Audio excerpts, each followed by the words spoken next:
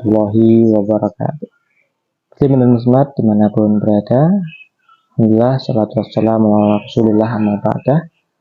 Syukur malah senantiasa kita panjatkan kehadirat Zat Yang Maha Esa Allah Subhanahu wa taala, berkat limpahan rahmat dan karunia-Nya sehingga kita masih dapat nikmati suasana, nikmati karunia Allah Subhanahu wa taala yang tidak terkira dan tidak bisa kita hitung karena saking banyaknya. Alhamdulillah, kita akan melanjutkan pembahasan tentang kitab hadis bab haji.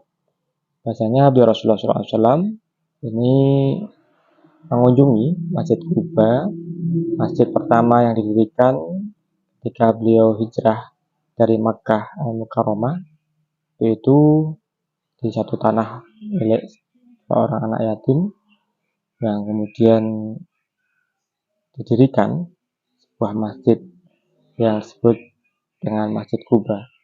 Satu tempat, satu wilayah namanya Quba.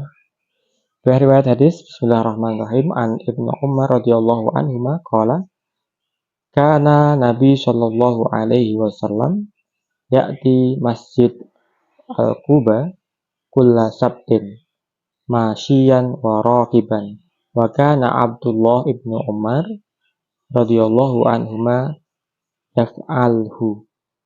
Diriwayatkan dari Abdullah bin Umar, semoga keridhaan Allah atas beliau berdua, Abdullah dan Umar ibnu Khattab, ini ayahnya Abdullah. Semoga keridhaan Allah atas beliau berdua.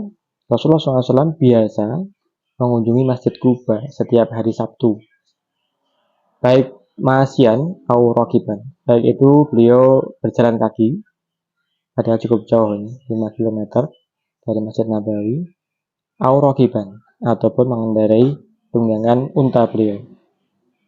Abdullah bin Umar juga biasa melakukan hal tersebut. Dan inilah satu-satunya sahabat yang terkenal mencontoh apapun yang dikerjakan oleh beliau Rasulullah SAW. Jadi mulai tata cara berjalan, kemudian kebiasaan, ini dicontoh, di copy paste oleh Abdullah bin Umar ini. Apa yang bisa kita petik dari hadis ini? Pertama, Rasulullah SAW mengunjungi Masjid Quba setiap hari Sabtu, dan Abdullah bin Umar melakukan hal yang sama. Hal ini menunjukkan kecintaan Abdullah bin Umar dan usahanya dalam mengikuti setiap jejak Rasulullah Muhammad SAW. Yang kedua, monumen bersejarah berupa masjid sederhana. Yang pertama, beliau dirikan bersama sahabat Muhajirin dan sepenuhnya difasilitasi sahabat Ansor, yakni Masjid Quba. Ini dibangun atas usisa alat taqwa dalam kebangkitan dakwah Islam sebagai rahmat bagi alam raya ini. Mengapa Rasulullah SAW perlu berjalan sekitar 5 km dari arah tenggara Masjid Nabawi untuk mengunjungi Masjid Quba? Ya, benar. Beliau Rasulullah SAW ingin mengajarkan pada umatnya, pada kita sekalian, untuk belajar dari sejarah dan tidak melupakan sejarah. Yang keempat, Masjid Quba menjadi satu tujuan utama para jamaah haji dan umroh dan upaya meneladani sunnah Rasulullah Muhammad SAW sebagai sebagaimana sahabat Abdullah bin Umar selalu berusaha mencontoh apapun amalia Rasulullah SAW. Fadilah sholat 2 rakaat di Masjid Quba ini mendapatkan pahala umroh yang sempurna. Di negeri kita banyak masjid yang memiliki nilai sejarah. Masjid peninggalan para wali menjadi salah satu pilihan sebagai masjid yang layak untuk kita kunjungi untuk memahami dan menyambungkan sanad perjuangan sejarah dan melanjutkan pesan sejarah dalam berdakwah dengan hikmah.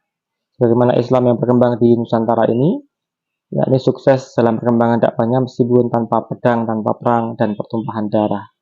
Semoga Allah Subhanahu wa taala senantiasa memberikan hidayah kepada kita sekalian, keluarga kita sekalian, anak keturunan kita sekalian, muslimin semuanya, untuk dapat belajar dari sejarah dan melanjutkan sejarah dengan amal-amal pilihan, mengunjungi masjid-masjid yang bersejarah di sekitar kita. Terima kasih. Assalamualaikum warahmatullahi wabarakatuh.